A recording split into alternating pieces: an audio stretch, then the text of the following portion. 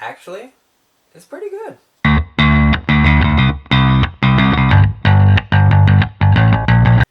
Hey guys, this is Craig and Fan, and tonight we're reviewing The Case for Christ, and it's about this atheist who's a journalist, and his wife becomes a Christian, and so he sets out to disprove God and everything. Originally, I was only going to see one movie this weekend, but then this one girl I know, she was like, hey, you should review The Case for Christ. And I was like, hey, I never even heard of it. She's like, hey, it's in theaters. And I was like, hey, okay, I will. And so I saw it. Usually when it comes to Christian movies, it's usually low budget or horrible acting, horrible soundtrack. And they make Christians seem like super good people who never do anything wrong.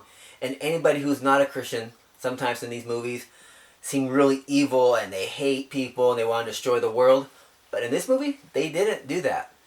I think they give a fair representation of everyone. People who are Christian, non-Christian, different beliefs. And I thought that was really cool. And the acting in this was actually really convincing.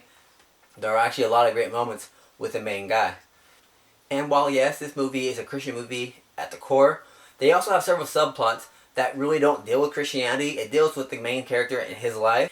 And those subplots were just as compelling as the main plot. Even if you're not a Christian, the subplots are really interesting, they're really emotional, and they help drive the story along. They go over the evidence, but they don't dive too deep into it because, well, we only got like an hour or two, however long this movie is.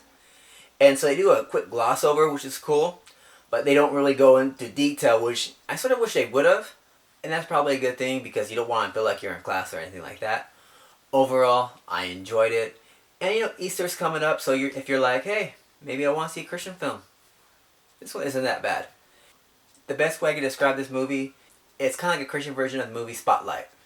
Anyways, those are my quick thoughts on this film. What do you guys think? Like us on Facebook, follow us at Twitter at critic_and_fan. Subscribe. You guys have a good evening.